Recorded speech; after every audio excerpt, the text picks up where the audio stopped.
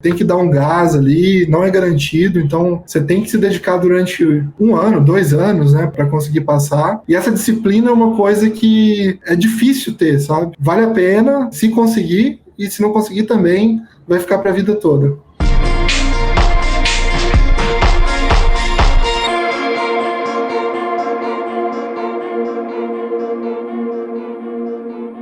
Seja muito bem-vindo, seja muito bem-vinda a mais um episódio da nossa série super especial Iteanos Inspiradores, Iteanos que inspiram estudantes. E hoje eu estou aqui com um cara que é bem jovem, mas pode-se dizer que ele é bem vivido e bem rodado. Ele já morou nos Estados Unidos, agora mora no Brasil, já foi no Tibete, enfim, tem um monte de história para contar para nós, é um dos caras mais brilhantes que eu já conheci na minha vida, e hoje eu quero apresentar esse cara para vocês. Seja muito bem-vindo, Lucas. Tudo bom com você? E aí, Werneck, tudo bem? Tudo bom. Só para assustar o pessoal, eu vou contar um segredo aqui que eu descobri. Na época que eu estava no ITA ainda, eu fui dar trote no Lucas e eu cheguei, tinha um amigo nosso, né, que é até sócio do Lucas, depois virou sócio, o Bernardo. Ele falou assim, o primeiro lugar da UFMG esse ano veio pro ITA. Aí quando ele veio era o Lucas. Conta essa história aí, Lucas, como é que foi? Não sabia que foi o Bernardo que te contou isso, não. Bom, foi... Na verdade... Eu sou do interior de Minas, né? Sempre estudei na minha cidade. No terceiro ano, eu vi ali que estava chegando o vestibular, estava preocupado, querendo uma vaga em faculdade pública, o FMG, no caso, né? Em Minas. E aí eu falei, putz, minha família tinha condições, eu consegui ir para um cursinho em BH. Eu gostava muito de exatas, esse cursinho tinha uma turma ITA. Me interessei, gostava da ideia do ITA, mas entrei na turma ITA com a intenção de preparar ao máximo para garantir que eu conseguisse entrar na Faculdade Federal. Deu tudo certo, eu consegui ali na rabeira do ITA, eu passei, mas ao mesmo tempo na UFMG eu também consegui entrar em engenharia de produção e fui o primeiro lugar. Tá, mas você foi o primeiro lugar de engenharia de produção ou o primeiro lugar geral? Foi o primeiro lugar geral. Você passou na frente da galera de medicina. Sim. Eu achei interessante, porque eu cheguei lá no ITA, eu pensei que eu ia encontrar um cara franzininho, assim, então é meio raquítico. Aí eu chego e encontro um cara de quase 2 metros de altura, por isso que o apelido dele é gigante. Qual que é a sua altura mesmo? 1,95. Praticamente, quase 2 metros de altura. Mas, Lucas, até que eu atravessei aqui um pouquinho o carro na frente dos bois, deixa eu te perguntar. O que você faz hoje, exatamente? Explica pra nós aí, o que você faz hoje? Hoje eu sou sócio fundador de uma startup que conecta estudantes com instituições de ensino através da internet. A gente tem um portal, um marketplace que chama querobolsa.com, e esse é um site onde estudantes do Brasil inteiro podem pesquisar qual faculdade vão fazer e se matricular com desconto. Esse é o nosso negócio. E por que você escolheu trabalhar com isso? Qual que é o seu objetivo por trás? Eu estou colocando o endereço do Quero Bolsa aqui para o pessoal saber. Nosso propósito como empresa é levar a educação para mais pessoas, né? Acho que todo mundo que faz ITA acaba tendo essa relação visceral, sabe? O tanto que educação muda a vida das pessoas, né? Porque mudou a nossa vida. Tipo, eu saí do interior de Minas, fui trabalhar no exterior, ter uma perspectiva muito maior do que eu teria se eu não tivesse estudado. Então, esse é o propósito da empresa, mas eu acabei entrando nessa profissão empreendedor, né? Mas por interesse pessoal mesmo. Eu sou um cara bem generalista, acho que isso, inclusive, é o que possibilitou eu ter um resultado muito bom no vestibular da UFMG da época, porque, apesar de eu gostar muito de matemática, eu sempre me interessei por história, português nem tanto, mas eu também me esforçava ali. Como cara generalista, eu comecei trabalhando como engenheiro de computação mesmo, né? E eu me senti um pouco frustrado por focar só em uma parte do que a empresa fazia. E aí, nesse mundo de empreendedorismo, que me atraiu foi a possibilidade de cuidar de engenharia, que é bem interessante, tecnologia, mas também cuidar de marketing, negócio, gestão de pessoas. Entendi, mas você mencionou aí que você morou fora e tal. Como é que foi, assim, depois que você se formou no ITA, como é que foi a sua trajetória até hoje? Você se formou, esse 09 é porque você se formou em 2009, né? Então já se passaram 11 anos, né? Tem bastante tempo. Como é que foi a sua trajetória desde quando você se formou até hoje? Sim, eu vou voltar um pouquinho ali no último ano do ITA. Eu tive 2 experiências que acho que definiram o que que eu fiz depois. A primeira experiência foi que eu fiz um estágio em desenvolvimento de software nos Estados Unidos, um estágio de 3 meses, era um estágio de férias, né? E também curricular. E desse estágio eu recebi uma proposta para ficar em definitivo por lá. Mas isso foi no início do meu 5º ano, ou seja, eu voltei para o 5º ano com um emprego garantido, basicamente. E aí eu fui me dedicar para fazer o que eu mais me interessava. E naquela época eu fazia parte de um grupo dentro do ITA que estava desenvolvendo um sistema de uma rede social para os alunos, chamava Italumni. E aí, junto com o pessoal que estava trabalhando nesse projeto, eu meio que plantei a sementinha lá no pessoal, pô, gente, vamos tentar fazer isso virar empresa. E os meus colegas que acabaram virando sócios, né, da empresa toparam. E aí esse meu último ano de faculdade foi tentando transformar aquele projeto de faculdade numa empresa. Inclusive, logo depois de formado, a gente foi trabalhar na empresa, chamava Rede Alumni na época, e eu fiquei até setembro daquele meu primeiro ano de formado, 2010. Aí o que aconteceu foi, a empresa não pegou no tranco, a gente ainda não estava conseguindo faturar, e eu tinha aquela oferta ainda pendente. Eu resolvi com o meu sócio que eu iria para os Estados Unidos, eu continuaria ajudando de longe a empresa, e aí eu fui trabalhar como engenheiro de software ainda no final de 2010, fiquei 4 anos nos Estados Unidos, desenvolvimento, trabalhando na Microsoft, e aí nesse meio período estava acompanhando a empresa aqui no Brasil, a empresa prosperou um pouco, meu sócio falou: Lucas, se você quer continuar com a gente aqui, você tem que vir ajudar, não adianta ficar só dando palpite daí não. E aí em 2014 eu voltei para trabalhar na Rede Alumni, que virou Quero Educação, que é a empresa que em que eu trabalho hoje. Então, depois de formado, eu tive essas duas experiências, assim, né? Primeiro, trabalhei como desenvolvedor no exterior e depois voltei para ser empreendedor aqui no Brasil. Entendi, mas isso foi 2014, né? Você estava com quantos anos? Estava com 27, se não me engano. Eu não sei. É que a gente tem dificuldade com conta, né? Às vezes a gente erra na conta. Você tá com 26, 27? Eu tô com 27. Eu sou de 87, então 27. Assim, você morava em Seattle, né? Isso. Você morava na Microsoft. E como é que era a vida, assim, na Microsoft? Porque a vida de empreendedor, a gente conhece, né? A gente trabalhou junto. Inclusive, o Lucas é um dos grandes responsáveis pelo nascimento do quadro. Tem uma história engraçada aqui, a gente pode contar pro pessoal. E na época que eu saí da Petrobras, né, para ficar 100% no quadro, o Bernardo tinha combinado, né, de patrocinar o quadro. Falou: não, faz uns vídeos aí, coloca no YouTube pra gente fazer publicidade, vai ser bom, porque era bolsa e tal. Aí eu falei: ah, beleza, vamos fazer, né? E ele falou: sai da Petrobras, larga a Petrobras. Eu larguei, né, também. Aí beleza, eu tô lá fazendo os meus vídeos, morando em Belo Horizonte e tal. Aí chega o Lucas pra trabalhar na Quero Educação. E o Lucas me mandou uma mensagem assim: ah, eu sou o novo diretor de marketing. Eu já conhecia ele, né? Eu sou o novo diretor de marketing e eu quero ver as ações que estão dando resultado. Eu vi aqui que o quadro não está gerando resultados. Vou cortar a verba de publicidade. Eu falei: caramba, agora o que eu vou fazer? Tenho que pensar alguma coisa aqui relevante para fazer na minha vida, né? Porque não dá para agora. Eu não quero voltar para o mercado de trabalho, quero trabalhar com educação, né? E aí o Bernardo já estava colocando pilha, né? Ah, monta o cursinho e tal, não sei o que, a gente discutindo. Aí eu falei: ah, vou montar o cursinho. Você falou isso, era agosto ou setembro, aí em outubro eu anunciei, vou fazer um webinário, como passar no ITA. Engenheiro formado no ITA ensina a passar no ITA. Aí foi aí que tudo começou, assim. Na época eu fiquei até com raiva do Lucas, fiquei bravo com ele, mas foi bom, né? Foi tipo... Você já ouviu a história do cara que tinha uma vaquinha leiteira e o viajante jogou no penhasco? A história é assim: tinha um cara, ele tinha uma vaquinha leiteira, né? Ele tinha uma vaquinha. E ele tava todo alegre com aquela vaquinha, a mulher dele trabalhava como lavadeira, os filhos dele ainda eram crianças, ele cuidava da vaquinha e ele tirava leite da vaquinha todos os dias, ele tinha uma horta e tal. Aí veio um viajante passando pela cidade, e o viajante pediu abrigo, né? Então eles muito bacanas e tal, deram abrigo pro viajante. E o viajante começou a conversar no jantar, e o dono da casa falou assim: ah, eu aqui, minha família, minha esposa lavadeira, a gente vive aqui com o leite que essa vaquinha leiteira dá, a gente vende um pouco do leite, cuida aqui da nossa hortinha, a gente tem uma vida muito difícil e muito simples. O viajante: ah, perfeitamente, tal. Eles conversaram e foram dormir. O que aconteceu? De madrugada, enquanto todo mundo dormia, o viajante pegou as malas reservas dele e foi embora. Só que antes de ir embora, ele pegou a vaquinha e empurrou do penhasco. Caramba. E a vaquinha morreu. O cara ficou desesperado no dia seguinte. Caramba, que desespero e tal, não sei como é que eu vou fazer agora, não sei. Aí começou com a mulher falou assim, olha, a gente tem umas espigas de milho aí, né? A gente pode debulhar as espigas e plantar milho no nosso quintal, nosso terreno que é grande, né? A gente já tem aqui uma horta, a gente planta mais coisa na horta e tem galinha, a gente arruma um jeito das galinhas, né? Começa a usar o ovo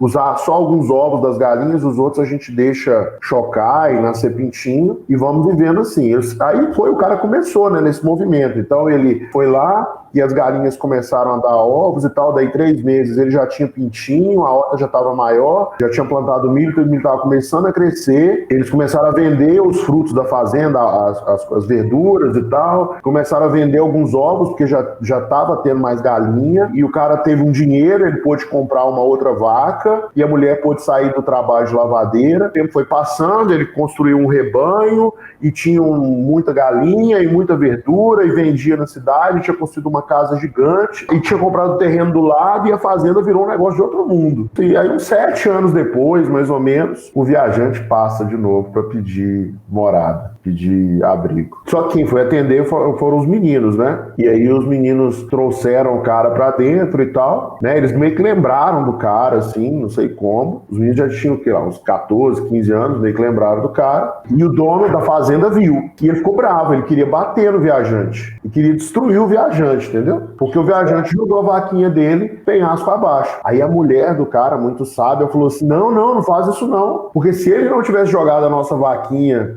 no penhasco, a gente não tinha construído tudo isso que a gente tem hoje. Pois é. Você dá um pedaço da fazenda pro viajante. Não vamos exagerar. Né?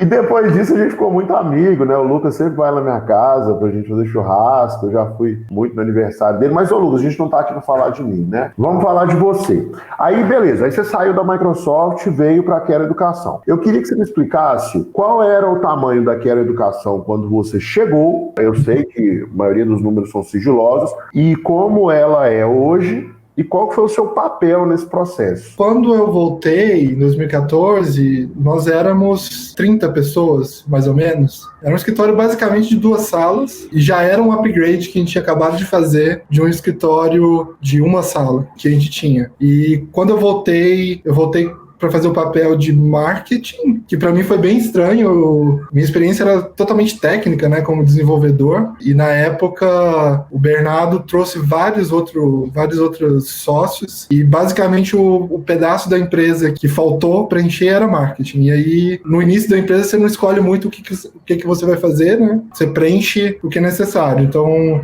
comecei trabalhando com marketing. Dada a minha experiência com software, né, desenvolvimento, eu fiz questão de fazer um marketing focado em produto, em melhorar nosso site e fazer com que nosso site atraísse os alunos, né? No final das contas. Então, rapidamente eu passei primeiro cuidando de marketing, e aí eu entrei na parte de produto, né, desenvolvimento do nosso software, do nosso site. Trabalhei nesses papéis mais ou menos até 2018, quando a empresa chegou ali umas 300 pessoas. A minha equipe, quando eu voltei, tinha eu, e aí em 2018 já tinha umas 40 pessoas, e aí a gente fez um plano estratégico para a empresa, para grande reestruturação da empresa, e aí eu passei a fazer um papel totalmente generalista ali, de cuidar de todas as áreas do nosso negócio de graduação. Então eu fiquei responsável não só por marketing e produto, mas também pelas nossas relações comerciais com as faculdades, com o nosso atendimento ao aluno e nossa equipe de conteúdo. Mas hoje, sim, você falou que em 2018 a Quero Educação tinha 40 pessoas ou 40 pessoas trabalhando com você? Trabalhando comigo, ela tinha cerca de 300, hoje a empresa tem mais de 500. Das empresas de tecnologia ali da região de São José dos Campos, deve ser a que mais gera empregos, né? Não conheço todas, mas acredito que sim. Das startups e tal, das empresas que crescem mais rápido. A gente tem Embraer aqui que... mas não conta. A gente ainda tá um pouquinho longe da Embraer, né? Mas a gente vai chegar.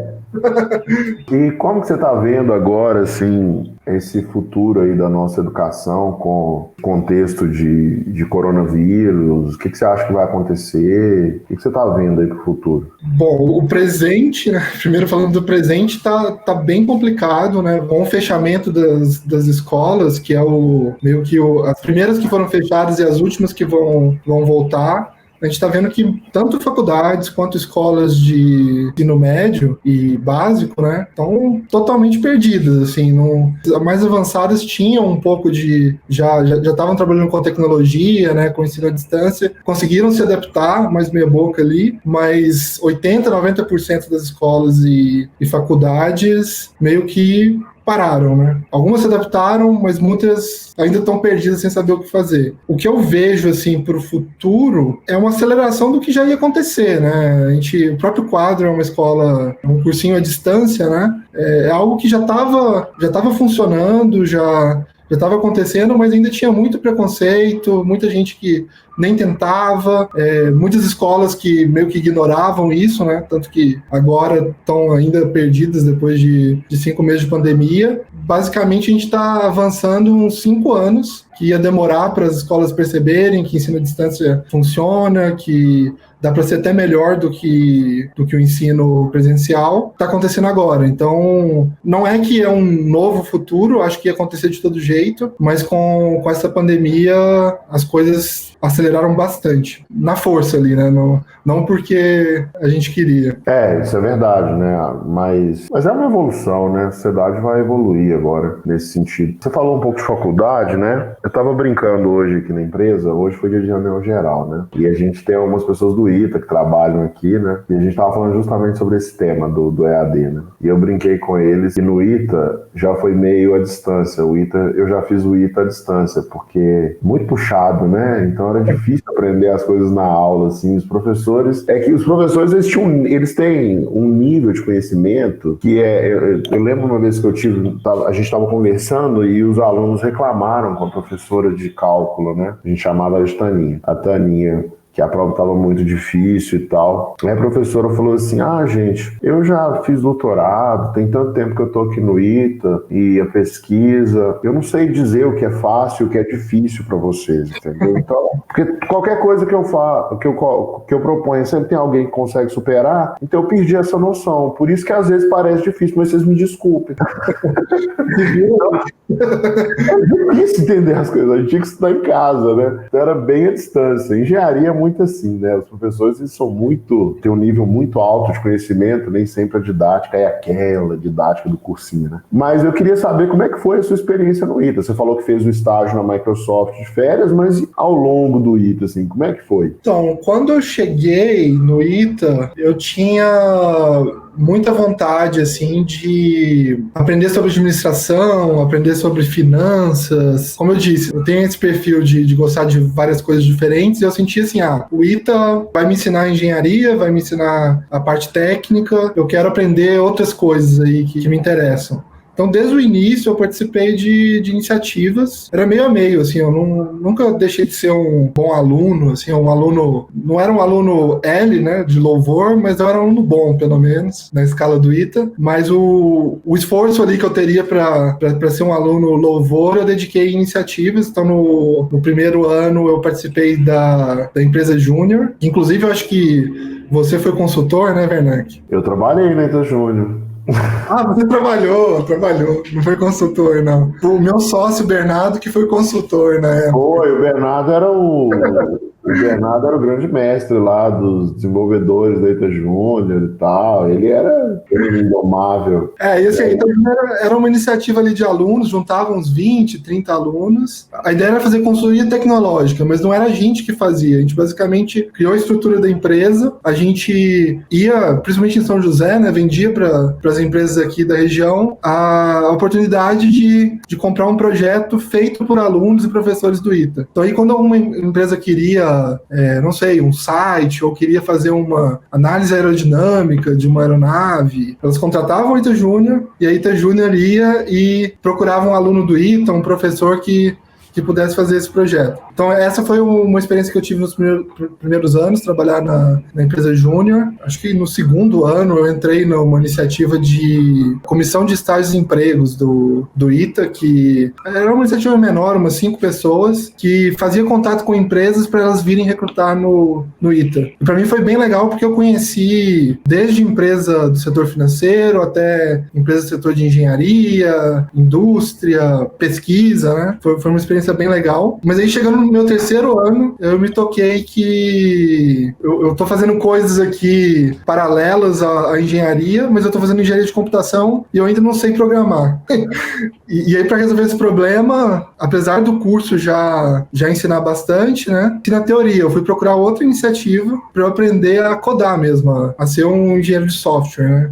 E aí foi que eu entrei na iniciativa que acabou virando a empresa, que era a Italumni, né? O rede social para ex-alunos de faculdade. E, em paralelo, então assim, acho que minha vida no ITA foi, primeiro, fazer o ITA, né? Que já demanda bastante tempo. Paralelo a essas iniciativas. E aí o que eu fazia era nas férias, que a gente tinha lá 3 meses de férias no final do ano, eu sempre procurava fazer uma viagem, assim, conhecer um lugar diferente do mundo. No meu primeiro ano, por exemplo, eu consegui fazer um intercâmbio lá, meio que importação de trabalho barato do Brasil, que eu fui trabalhar no McDonald's nos Estados Unidos. Então foram 3 meses ali fritando batata, vendendo hambúrguer. Foi bem legal para mim, para meio que destravar o inglês. No papel ali eu era ótimo no inglês, né? Mas na hora de falar eu não conseguia direito. Então foi minha primeira experiência ali que me destravou no inglês. No segundo ano consegui lá um esquema. Eu acho que você até já entrevistou, Werneck, o Pato.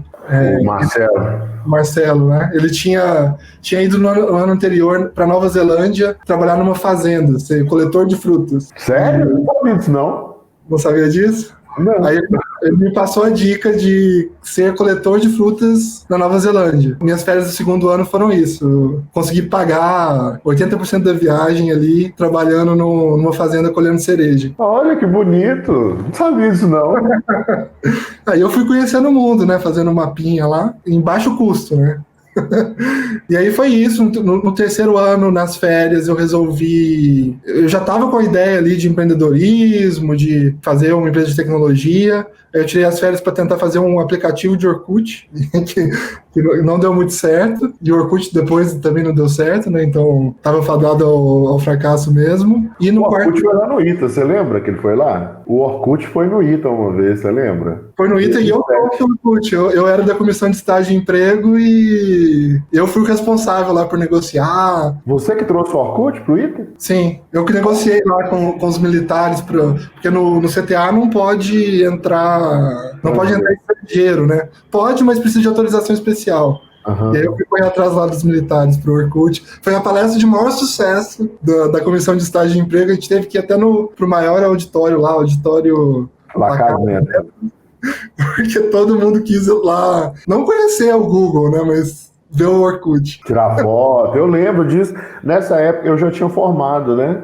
E eu tava na Embraer, morava lá com o Bernardo já, a gente morava junto, aí o Bernardo falou, o Orkut vai lá no ITA. Você foi lá ver ele ou não? Foi. Lá ver o Orkut. Muito boa essa estratégia, né, do Google. Não poderia deixar de ir. Mas aí, teve alguma coisa assim no ITA que te marcou muito? Você fala assim, caramba, isso aqui me marcou, foi uma coisa que nunca imaginava que fosse acontecer na minha vida. Teve alguma coisa assim? Acho que teve várias, assim, bem interessantes, né?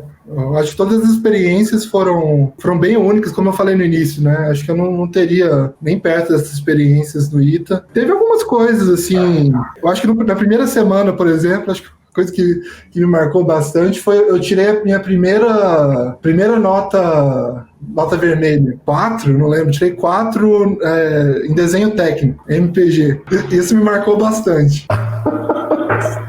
Mas MPG era assim, né? MPG Eu não sei, o professor chamava Gladstone, né? Aí teve uma vez que eu tava lá a gente não sabia, tinha os códigos das matérias, né? Por exemplo, quando era mate, a gente sabia que era matemática. FIS, a gente sabia que era física, né? Mas MPG a gente não sabia. E eu até hoje não sei o que significa, eu não lembro. Eu sei que eu perguntei pro professor, ele falou assim, MPG é matéria do professor Gladstone. Ele falou isso pra mim. Acho que é isso mesmo. Ele falou isso. Mas não, tem um outro nome lá, técnico, de verdade. Eu nem sei se tem mais, só que é desenho técnico, né? Tinha umas paradas lá que você tinha que ver em outras dimensões. Eu só conseguia ver as coisas assim na madrugada, que eu já tava meio sonolento. É porque quando você vai estudando até tarde, no ITA a gente tinha lá, muitos de nós tínhamos o péssimo hábito de deixar para estudar na véspera, né? E eu tive esse hábito muito tempo e tal. E é ruim porque a gente sofre, né? E o que acontece quando você está estudando de véspera? Você vai estudando, chega uma hora que você cansa. E aí você começa a se enganar, dizer para você mesmo que você já aprendeu, para você poder dormir, né? Sim, isso acontece bastante. Aí as pessoas te avisam, não, você está se enganando, você não aprendeu. Aí eu falava, não, eu aprendi sim, eu vou dormir só um pouquinho. Aí no outro dia eu me ferrava na prova, eu me ferrei muita prova, né? Muito por causa dessa conversa. Na verdade, as pessoas avisam que você não aprendeu, não porque elas querem te ajudar, né? Mas porque elas não querem ficar sozinhas na madrugada. Vai perdendo a força, né? Porque você vê um colega seu indo dormir e você acordado, você fica assim, poxa, você vai ficando mais fraco, vai querendo dormir também. Sim. Mas o ITA é muito bom, assim, essas coisas que a gente pode fazer lá dentro, né? Você viajou bastante, eu quase não viajei. Não, eu nem viajei na época do ITA, eu viajava só para Belo Horizonte. E olha lá. Eu tinha que voltar pra namorada, né? Não era. Isso pesava bastante, né? Eu achava muito importante isso. Eu voltava e eu não tinha. Eu no ITA, ao contrário do que muita gente pensa, tem pessoas que são mais instruídas, que vêm de uma família que tem mais instrução e tal. E tem gente que vai lá que é bicho do mato, vem de família muito pobre e tal. E eu era desses, entendeu? Eu não sabia que dava para fazer intercâmbio nos Estados Unidos. Quando eu ouvia falar assim, o intercâmbio vai ser $3.000. Eu não sabia que dava para ir lá e ganhar 4. Por exemplo, o Marcelo, que você falou, né?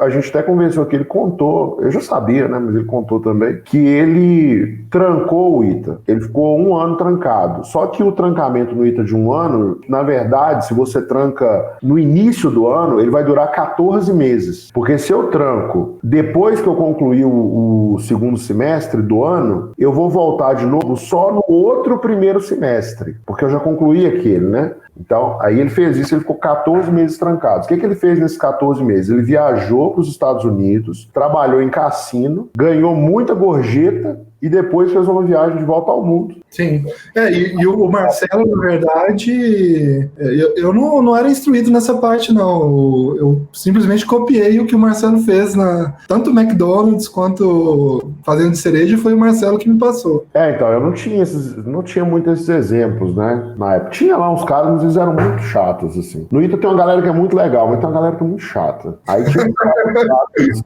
eu não andava com eles, não. Tinha gente, que relacionava com todo mundo. Agora, o Marcelo, não. O Marcelo é um cara super legal, né? Ele chega assim, ele anima o ambiente. Até teve uma história engraçada. A gente investiu lá na Buzer, né? Uhum. Na época. E eu lembro que a gente estava lá na Quero conversando. Aí o Marcelo chegou, não, vou fazer um round e tal. Tava o Bernardo, não sei se você tava. Eu sei que eu virei pro Marcelo e falei assim, ô Marcelo. Na verdade, eu chamei de Pato. Ô, Pato. Mas esse negócio que você está querendo abrir aí, você vai contra as empresas de ônibus, né? Interestadual.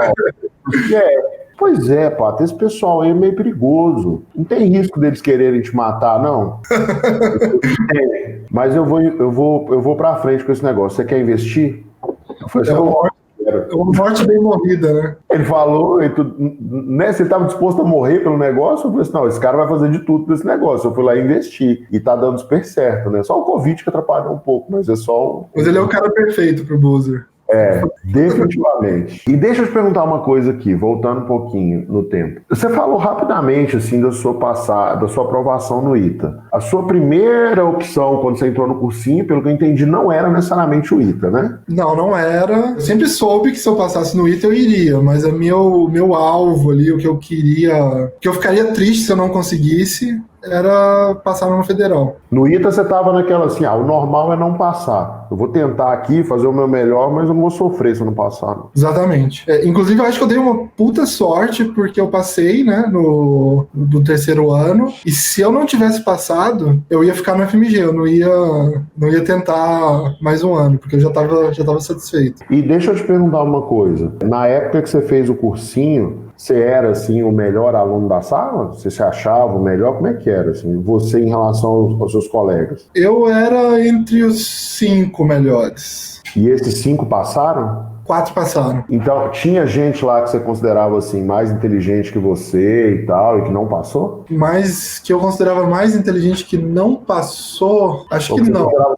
muito inteligente e que você ficou surpreso quando viu que não passou? Pelo que eu tô lembrando, não. Acho que todo mundo... A gente tinha lá o simulado, né? De sábado. Então, basicamente, a gente tinha um indicador bem claro de quem que tava mais preparado. Eu acho que tinham 2 ou 3 que todo mundo sabia que ia passar, assim, e passaram. E aí tinha mais uns 2 ou 3 que tinham chance. Eu tava nesse meio aí.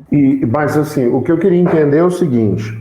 Você conseguiu identificar ao longo da sua preparação alguma coisa que você fez e que te colocou na frente dos outros, assim, que, por exemplo, erros que você não cometeu e que as outras pessoas cometeram, ou acertos que você teve que as outras pessoas não tiveram? O que você acha que foi diferencial, assim, em relação aos outros? Porque, assim, a gente conhece o cursinho, né, o Bernoulli, ele é muito bom. Eu mesmo fui aluno de lá quando entrou, depois o Bernardo foi, né, na época a gente teve aula até com os caras do ITA e tal, os caras muito bons. Mas, por exemplo, na minha turma, tinha caras lá que eu sabia que eram muito bons e que eu via que eles tinham chance de passar, mas eles estudavam de uma forma muito equivocada. Então, outros que não eram tão assim, mas faziam feijão com arroz e passaram. Você lembra de situações mais ou menos desse tipo? Sim, assim, eu lembro... Isso é bem claro, né? Tipo, inclusive a própria Quero tem um valor que eu acho que vem muito disso, o valor que a empresa cultua é fazer primeiro o básico bem feito. E nessa situação de preparação pro ITA, eu tinha vários colegas que curtiam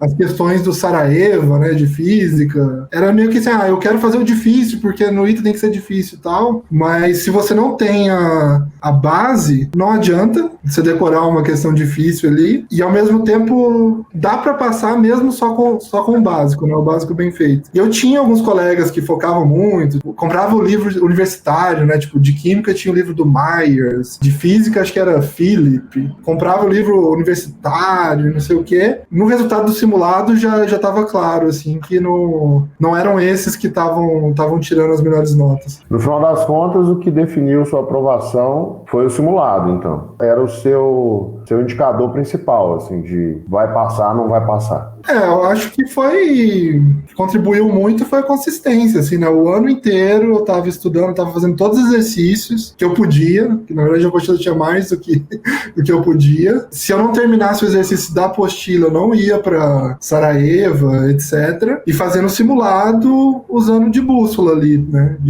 Para medir onde que eu tava. Entendi. Teve alguma coisa, você falou aí desse valor, né, de fazer o básico bem feito, né? Hoje na Quero, assim, eu sei que tem o Bernardo, que é do ITA, né? A Renata, que é da parte comercial, que não fez ITA. O resto da galera é todo do ITA, que é o Sérgio, o André, e o Roger e o Thiago, que estavam mais no início. Agora vocês têm a diretoria, né? Hoje na empresa, na Quero, quantas pessoas do ITA trabalham lá? A gente tá com 31 pessoas do ITA. Caramba, tem empresa grande aí que não tem isso. Sim. E você acha que faz muita diferença no resultado da empresa ter tanta gente do ITA? Faz diferença, né? Mas é parte da identidade da empresa, né? É uma empresa criada no ITA e feita por itanos. Então, assim, a identidade da empresa está associada ao ITA. Porque eu ia te perguntar, assim, se teve alguma coisa que aconteceu ou que te marcou na época da preparação do vestibular que você carrega até hoje. Do ITA eu já sei que tem, né? Mas aí você foi o negócio do básico bem feito. O vestibular, acho que teve uma coisa curiosa, sei lá, que eu fiz a prova do IME, né? Não sei como é que é hoje, mas na época a prova do IME era razoavelmente antes da prova do ITA, era tipo em outubro,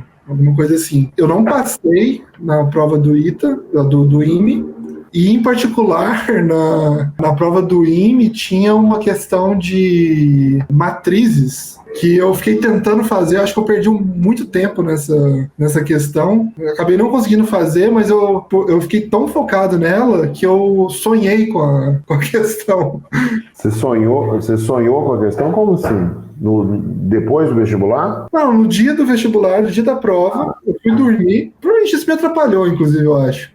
Porque em vez de dormir e descansar, eu fiquei a noite inteira, de alguma forma, tentando resolver a questão. Os meus sonhos eram matriz. E obviamente não resolvia nada, né? Por que você não olhou a resolução depois? Não sei se saía logo depois da prova. Ah, na época não tinha esse negócio do WhatsApp, assim, Facebook não era tão...